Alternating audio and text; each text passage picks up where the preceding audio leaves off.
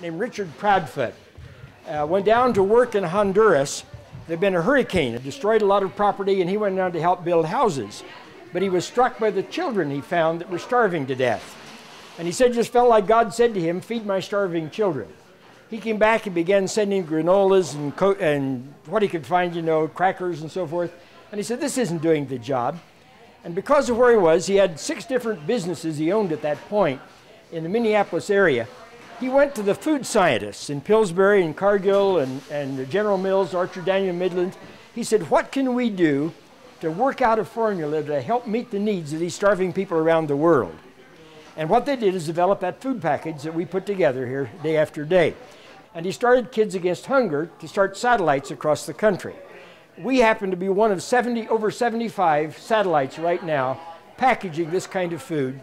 Millions of it has been distributed to 67 different countries around the world, so we're a little part of a great big operation. In June of '07, we opened Kids Against Hunger Fox Valley. Richard came down to meet with Karen and I. This was our grand opening. He was a part of it. We cut the ribbon and got it started on our way. One of the things that we wondered what we were going to do with the food. At that point, it just happened that right after we got started, our church was going down to work in an orphanage in Nicaragua. And so they took some of the food in their luggage, and the people said, how do we get more of that? And so we said, how are we going to get to Nicaragua then, the food that we are packaging? I didn't know much about Nicaragua. Nicaragua is the largest of the Central American countries. Over 10 million people live there, but it's a place with an awful lot of poverty. And so I wanted to figure out how I'm going to get this to these orphanages, and instead I met Larry and Donna Wright. Larry was a businessman from Harrisburg, North Carolina, who had moved to Nicaragua, bought a big compound out on the west side of Managua, and began supplying food to 120 different feeding locations. He's now providing food for 15,000 people a day. They're serving 150 to 450 meals a day for these young people. I went down to see what's happening. The question everybody keeps asking, how do you know this is getting to the people that need it? So we went to visit the people that were needed. We went in, stopped our bus. They picked us up about 1 o'clock at the airport, had a lunch, and then drove into a lower income section of Managua. Stopped the bus in the middle of the street. There's a little church building on one side. On the other side was this kind of a worn out boards and rusty sheet metal and so forth covered building on the other side, and a whole bunch of children lined up with a few parents with them. We went in through that to the next room, which was another open-sided shack, and these 2 big kettles were cooking food over an open fire. The kids lined up very orderly, quietly. They brought their own containers. Some had a plate, some of them had a large bowl or an extra-sized cup or something or other, and one by one they walked by and got their food. From there we went to La Chureca. La Chureca is the city dump. Every day the trucks go over this rutted, bumpy road, bringing in the garbage from 1,400,000 people in the Managua area. There's a cloud of smoke that just hangs over. Fires burst out spontaneously. Most of the people around here suffer from lung problems, but a lot of them live here in shacks like this. There are 1,500 people that live at the dump. Now they make their living at the dump. These 2 girls are rather typical of the people that we saw down there, and in the background is the typical of the housing that they were living in. This was the feeding station. The church is off to the side there. They have to have a place where they can lock up the ingredients when they get all the supplies a month at a time for the cooking, and then they bring them out and they cook the meals and serve them every day at this spot. The thing that I began to realize after I visited several of these sites is for most of these kids, the only thing they get to eat all day long is that one helping of food that they pick up. Lady in the middle here is Comerico. The fact was that she was the one that donated the land for the church. But through an interpreter, I had a visitor with her. She said that wasn't always the circumstance in my life. When my own kids were growing up, there were many times that I didn't have anything to feed them. And she said, you don't know how hard it is to be a mother and have your children crying because they're hungry and there's nothing you have available to feed them. She said, my circumstances are different now, but every day she comes in to cook the food for other children because she knows the price that her kids had to pay and she wants to help make it easier for somebody else. From there we went to another church. This is a nicer building, nice inside. The people are all gathering in there. The food itself was cooked into a separate kitchen.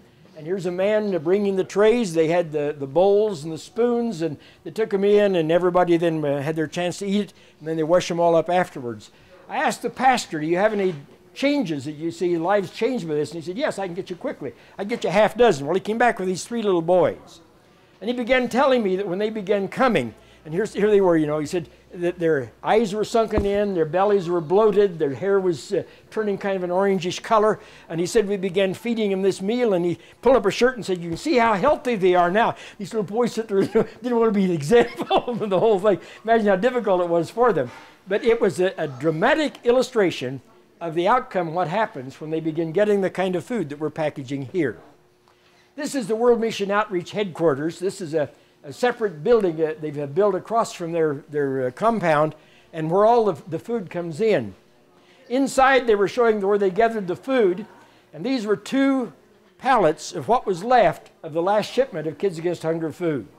He said that will not begin to cover what we need to start shipping out next week. I was able to tell him that I knew that there were another 15 pallets that were on the ship, and it landed in port while we were there, but I didn't get a chance to see it unloaded. But he said we need this so much because you imagine if you're providing 15,000 food for 15,000 people a day, it takes a lot of it. Went to another church. This one has a separate building outside where they do the cooking, and then they serve from this window.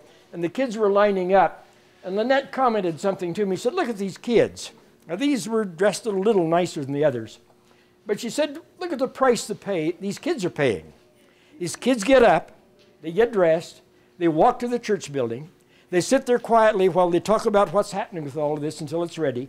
And then when we announce the food is ready, they get up, they quietly stand in line for that one helping of food. What does that food mean to that child?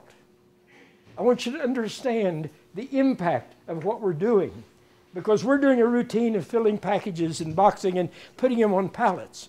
But the end result, I've been there, I've seen it, I know it, and that's the reason I'm passionate about it.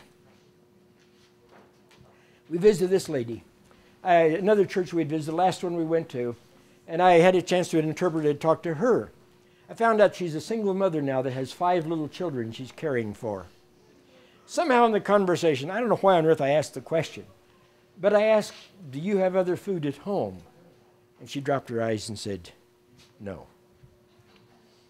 And I realized again, that's what we're on the edge of, keeping people alive and giving something. Now kids, can you imagine just living on 1 cup of food a day? But if that cup has all the vitamins and minerals you need, it'll keep you alive and it'll make you healthy. And they're proving it in Nicaragua. But I want to close with this. This is another little girl from the dump. Look at her eyes. One of the things that struck me with the people at the dump is the hopelessness. The feeling of they don't know what lies ahead. And it's almost like she was looking up to me and saying, do you have any hope for me? What can I have to look forward to? How can I even stay alive? And she haunts me. And I hope it touches your heart, because what we're doing for 25 cents a meal, for $1.50 a bag, for $54 a box, or $1,800 a pallet, we're providing something to keep these people alive and give them hope.